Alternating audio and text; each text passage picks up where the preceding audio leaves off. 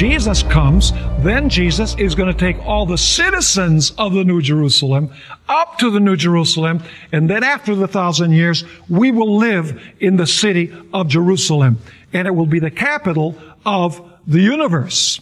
Now, I'd like us to go to Revelation 14, verses 14 through 16, where we have the first harvest mentioned. This first harvest is called the harvest of the earth.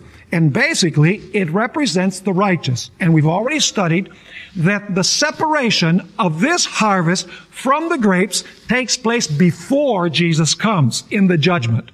In other words, there is an investigative pre-Advent judgment in heaven whereby the response that people give to the three angels' messages, God separates people into the group of the righteous and into the group of the wicked before the second coming of Jesus Christ.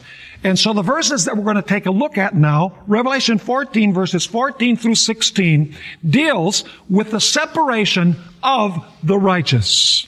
It says there in verse 14, "Then I looked, and behold, a white cloud. And on the cloud sat one like the Son of Man." I want you to remember this.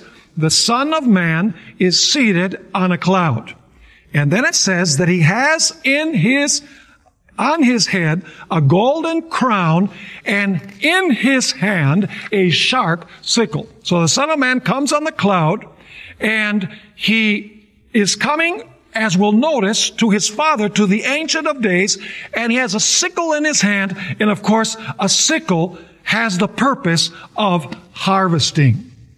And then notice verse 15. Actually, let's look at verse 15. It says, "And another angel came out of the temple, crying with a loud voice to him who sat on the cloud, 'Thrust in your sickle and reap, for the time has come for you to reap.'" And as we've already noticed, the reaping or the separation takes place before the second coming of Jesus. Because when Jesus comes, he comes to reward his people. So before that, he must have determined in a heavenly judgment who his people are.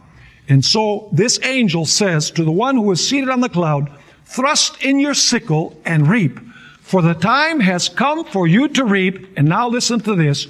"For the harvest of the earth is ripe." I want you to remember that. It says the harvest of the earth is ripe. Because a little bit later on, we're going to go to the Old Testament background to this passage in Revelation chapter 14.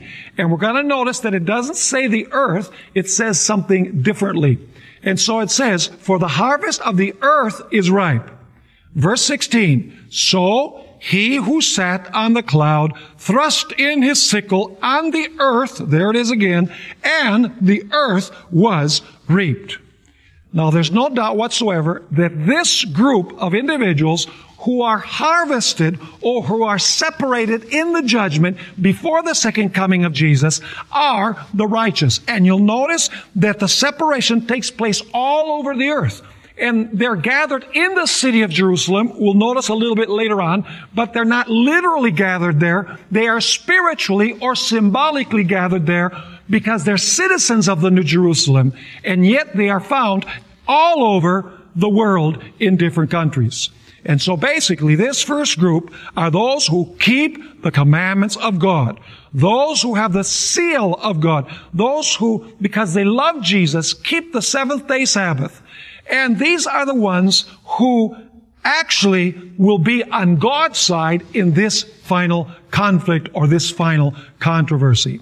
By the way, the book of Daniel also refers to this judgment of the Son of Man coming seated on a cloud to do a work of judgment.